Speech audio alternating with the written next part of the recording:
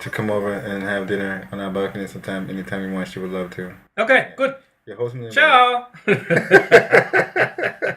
Yeah, we were doing an interview actually, and then I stopped it to talk to Luca. Yeah.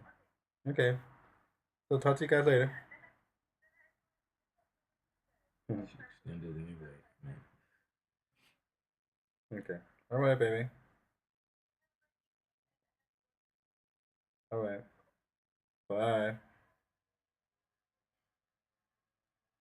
Okay. Of course, I've forgotten everything.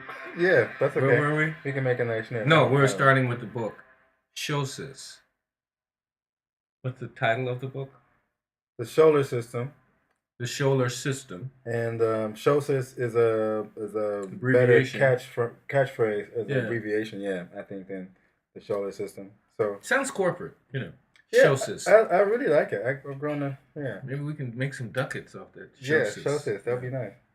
So, again, we're talking to Kelvin Sholar from Detroit, Michigan, great composer, pianist, etc. And now, systems development, and his system is called Shosis. What's in it? Mathematics. And then everybody turns off the computer. Oh, I'm not good at math. Well, you're good at math.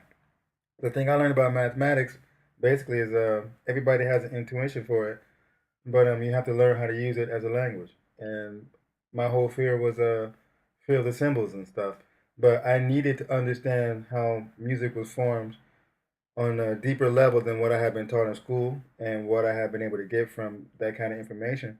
And the only way I can do it was to get into mathematics. And then once I actually learned how to speak the language, and a good analogy is a musician has a notation in front of him, a score. A musician has a score, and then you have to learn how to read that score and write that score, and then you have to learn how to play your instrument. And the same thing with mathematics. You have these symbols, you have to learn how to read them and write them, and you have to learn the technique of manipulating those symbols and using mathematics like an instrument to get the results you want. And that's what I really developed, and that's what the book is really about. How any person can use mathematics to develop their own ideas about music, encryption, quantum physics, a lot of things. Quantum physics? Quantum physics.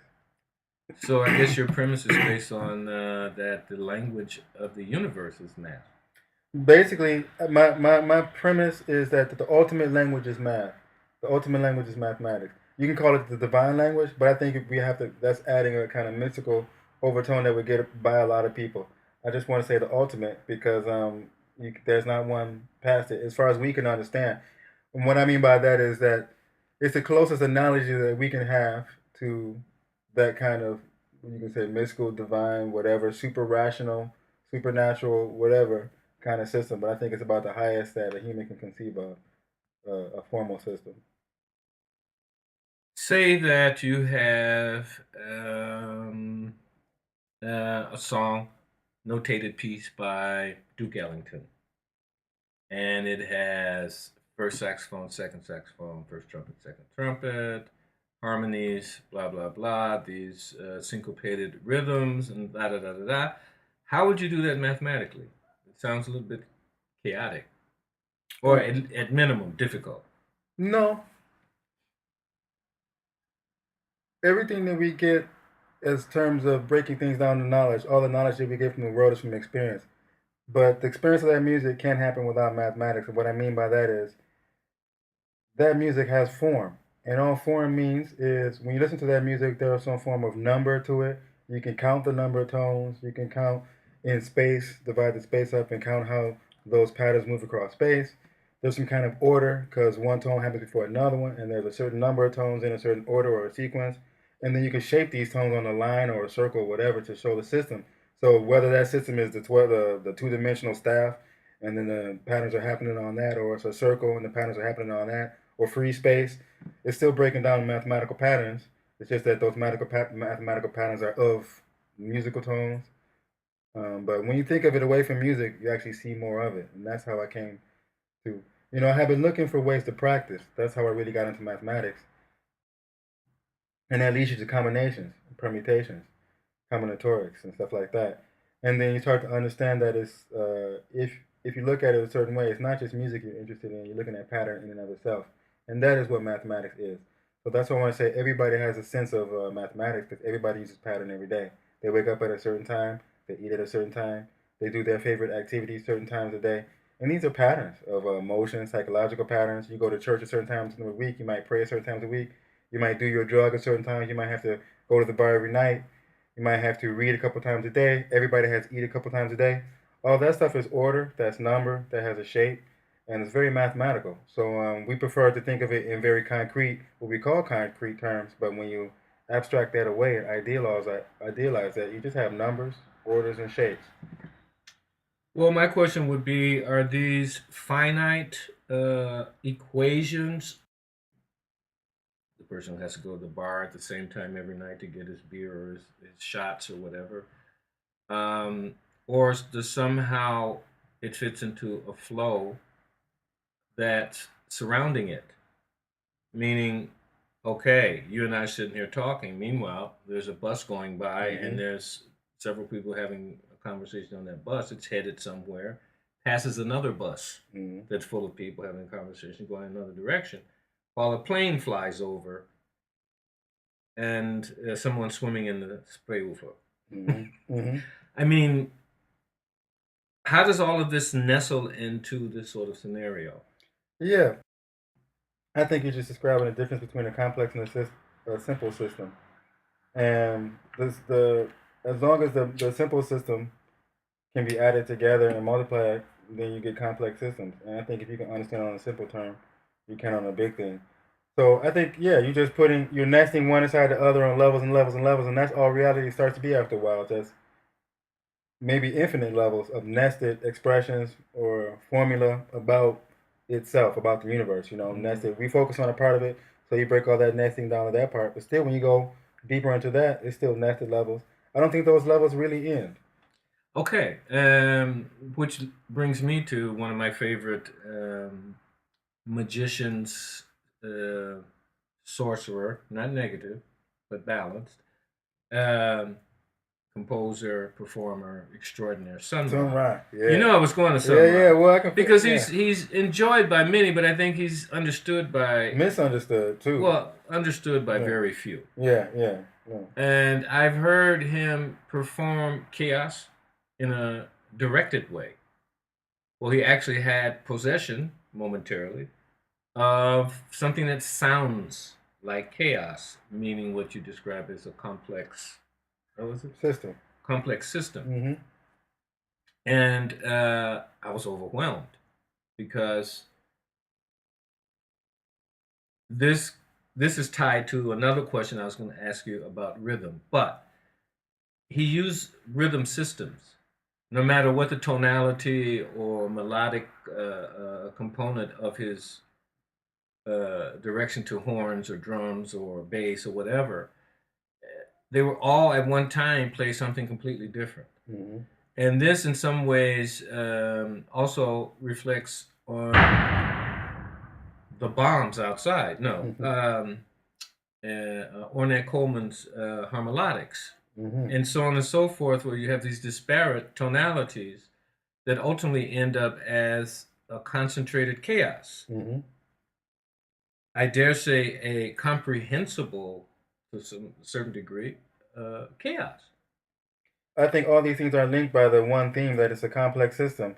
If you pick any part of it, that part makes sense in and of itself, but it may be contradictory when you look at the whole in and of itself. You can look at a theme that makes sense in the key of C, but then when you look at the whole thing, one guy's in the key of C, one guy's playing a rhythm against the melody which he's playing in the key of C, but he's playing at a certain rhythm.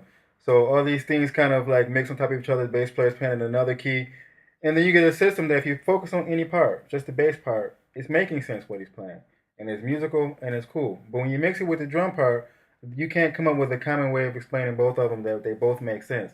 So there's a sense of chaos there, but it's still music. And then when you allow that to really coexist, and you can be comfortable with that and even control it, like Sunrun was one of the first to do, to really encourage that chaos and then control it. Write songs in order to produce that chaos and focus his music on that chaos, because it's not chaos. Actually, it's a higher level of order. It's order complex. It's just complex order. We call it chaos when you think of it from a term of looking at a simple part of it and then saying, wow, there's a lot of simple parts. But when you look at the whole, it's holistic. All the parts are copies of itself. So it's an order just on a really high level. Okay, which brings me to the notion of frequency. How does your book tune in to frequency as an explanation of the show system? The frequencies of our system basically are just derived by dividing an octave into 12 equal pieces. So then you have a digital system. Whereas you either have 12 pieces that are on or 12 pieces that are off. So this on or off is digital. That makes it like a computer system.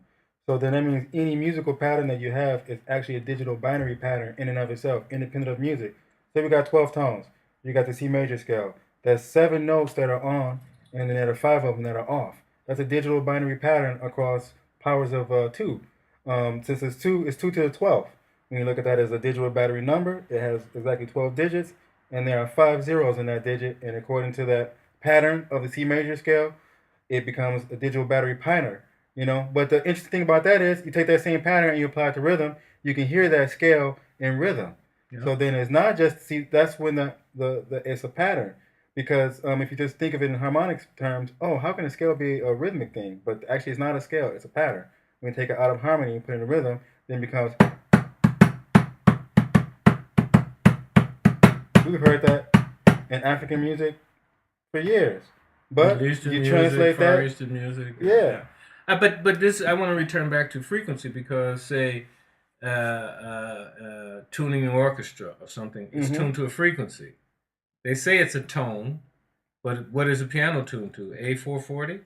Well, in America, here it's 442. So 442. But what about 884 or 880 frequency? Is that too fast to apply to the piano? No, that's in there. They're all in there. But the 880 you don't hear. You hear the 440. No, you hear the 880. You go up an octave and you go up on exactly one octave from the A.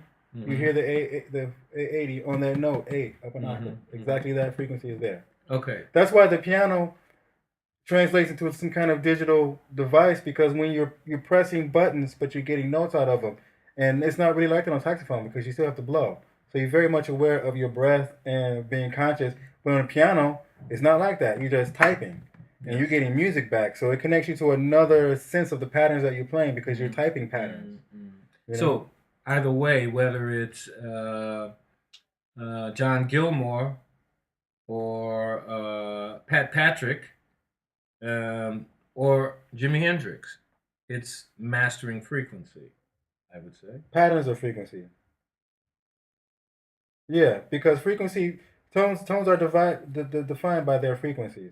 So when you think about in physical terms, you can't describe a tone without a frequency to it. But independent of the physical universe, tones don't need frequencies. They're just numbers 0 to 12, 0 to 11. How could it be independent of the physical universe? Well, just like a number is. The number 1, where is it? It's totally physical, isn't it? The number 1 isn't. For example, number 10. Well, I can see 0. Well, I can't see 10 anywhere. Well, can I see 0? I don't think so. I don't think you can see the numbers. That's one of the points of Plato, that we apprehend numbers, but not with our physical organs. There is an organ that hasn't been discovered that sees the universal form, and that universe is independent of the universe of the physical matter. So being the one, you're not conscious of the one. Exactly. You're not kind. You have to be taught about it. You have to be on the other side of yourself in order to see the one. Exactly. Mm-hmm. Okay, let's move on. I think we've escaped most. They're going to the toilet now and lighting joints and stuff like that. Okay.